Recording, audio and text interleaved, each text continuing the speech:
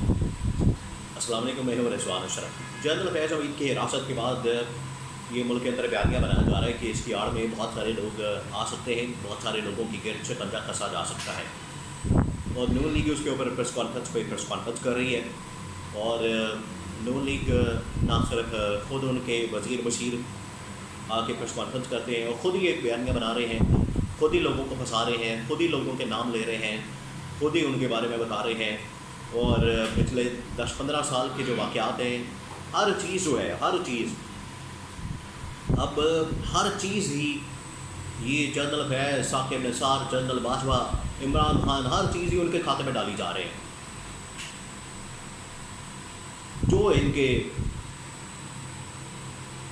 इनकी नाकामी है, जो इनकी बुरी कारकर्दगी है, जिसकी वजह से ये बदनाम हो रहे हैं या बदनामी इनकी होती है, ये पकड़ के तो उसको डाल देते हैं अब जनरल फैज़ के खाते में। अब कुछ नए नाम इनकी जानिब से लिए जा रहे हैं और उनके मतलब कहा जा रहा है कि उनका भी घेरा तंग हो सकता है। तो इसके बारे में मैं आपको बता देता हूँ, कुछ इन्फॉर्मेशन भी मेरे पास मौजूद है, 1-2 ख़बरें मेरे पास मौजूद है, वो आपके साथ में शेयर करता हूँ।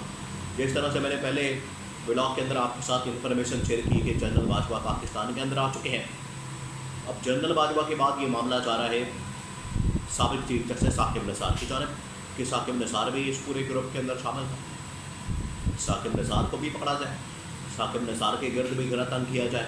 एक तो साकिब निसार के मतलब खबर मेरे पास मौजूद है, और दूसरा ये कि अब नून लीग अंदर क्या साजिश पका रही है और किस तरीके से इस पूरे मामले को अपने फ़ायदे और मकसद के लिए हासिल करना चाहती है। ये 2 बड़ी डेवलपमेंट्स हैं, इनके बारे में इंफॉर्मेशन, 2 ख़बरें मेरे पास मौजूद है। देखिए, पाकिस्तान के अंदर इस वक्त हर जगह के ऊपर सोशल मीडिया से लेकर मेन स्ट्रीम मीडिया तक, जैसे कि पाकिस्तान में तमाम मसाइल ख़त्म हो गए हैं, जैसे पाकिस्तान में महंगाई ख़त्म हो गई है, जैसे पाकिस्तान में बेरोज़गारी ख़त्म हो गई है, मईशत ठीक हो गई है, मुल्क में इस्तेहकाम आ गया है।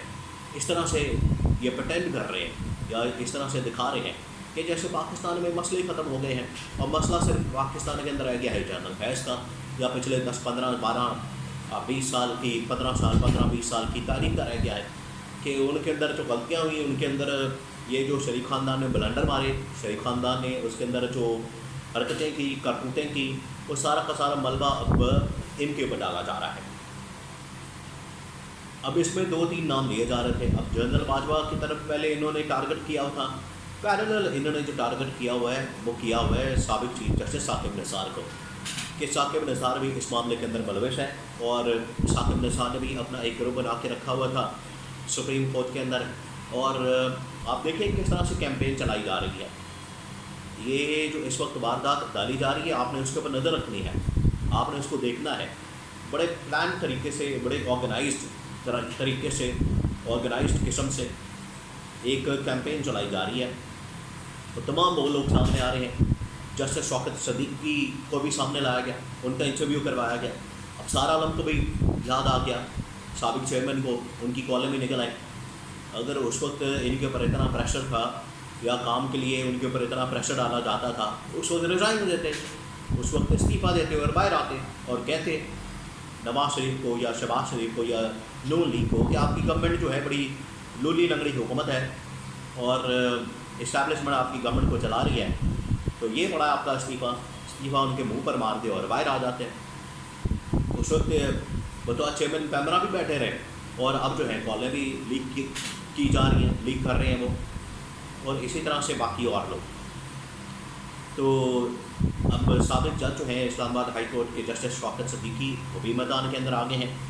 तो ये किस तरह से एक ऑर्गेनाइज तरीके से सारा प्लान किया जा रहा है। और बहुत सारे सहाफ़ी जो हैं वो नून लीग का बयानिया साबिक चीफ जस्टिस के ख़िलाफ़, साबिक आर्मी चीफ जनरल बाजवा के ख़िलाफ़, PGI जनरल फैज़ के ख़िलाफ़, इमरान खान के ख़िलाफ़, और किसी तरह से इनका गठजोड़ जो है वो साबित कर दें पिछले 15-20 साल में, कि 15-20 साल में बस हो ही यही रहा था, और आज भी पाकिस्तान के अंदर मसला यही है। अब मैं आपको बताता हूँ साबिक चीफ जस्टिस साकिब निसार के मतलब क्या इन्फॉर्मेशन है और उनको किस तरह से फंसाने की कोशिश हो रही है। साकिब निसार साबिक चीफ जस्टिस, वो भी आजकल मुल्क में नहीं है, मुल्क से बाहर है। जिस तरह से जनरल बाजवा मुल्क से बाहर थे जब ये कार्रवाई की गई, अब वो मुल्क के अंदर आ गए हैं। तो हो सकता है कि कुछ टाइम बाद साकिब निसार साबिक चीफ जस्टिस वो भी पाकिस्तान के अंदर आ जाए। لیکن میرے کچھ اپنے سورسز کے ساتھ بات ہوئی ہے، میں نے کچھ بات کی ہے ان کے ساتھ، اور ان کے تھرو جو ہے میں نے موقف جانا ہے، انفارمیشن لی ہے ثاقب نثار کا کیا کہنا ہے۔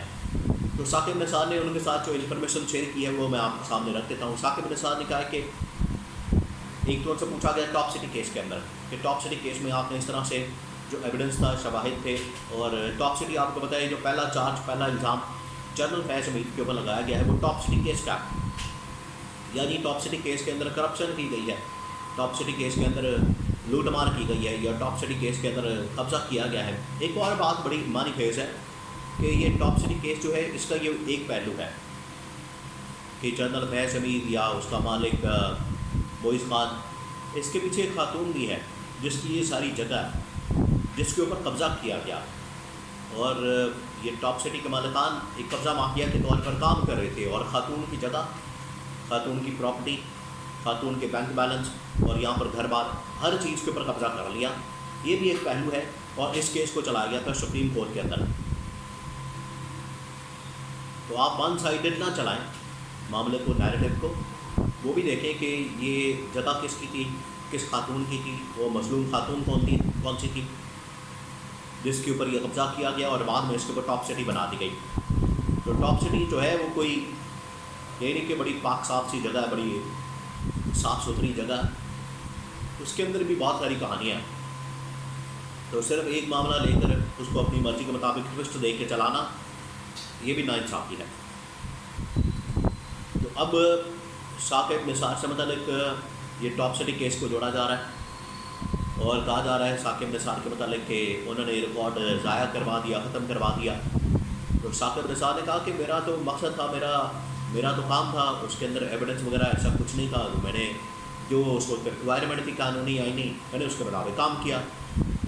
تو جب ان سے پوچھا گیا 9 مئی کے اندر آپ کا کوئی تعلق واسطہ ہے، 9 مئی سے آپ کا کوئی تعلق ہے، انہوں نے کہا میرا کیا 9 مئی سے تعلق ہو سکتا ہے، 9 مئی تو آج سال پہلے ہو رہا ہے، میں تو کافی عرصہ پہلے ریٹائر ہو کے اپنی ذاتی زندگی کے اندر مصروف ہو گیا، میرا کیا تعلق ہو سکتا ہے۔ یہاں پر یہ بات کی جا رہی ہے کہ سپریم کورٹ کے اندر آج بھی ایک گروپ موجود ہے جو کہ ثاقب نثار کا بنایا ہوا ہے، اور لوگ یہ کہہ رہے ہیں کہ یہ ثاقب نثار کی جانب سے آپریٹ کیا جا رہا ہے۔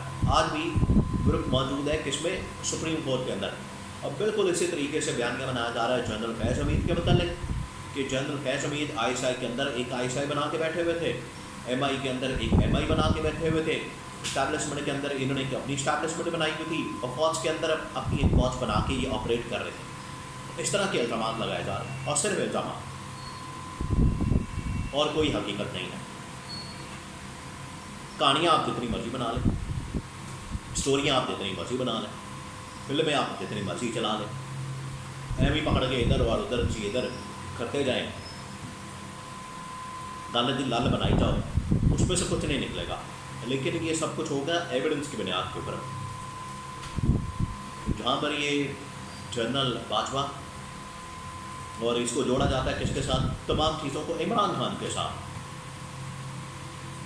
اصل میں یہ بندوق رکھ کے کوشش کر رہے ہیں چلانے کی جنرل عاصم کے کندھوں پر، کہ جنرل عاصم کے کندھوں پر بندوق رکھ کے چلائی جائے اور اپنا فائدہ حاصل کیا جائے، لیکن نون لیگ کو اس میں بھی ناکامی ہوگی۔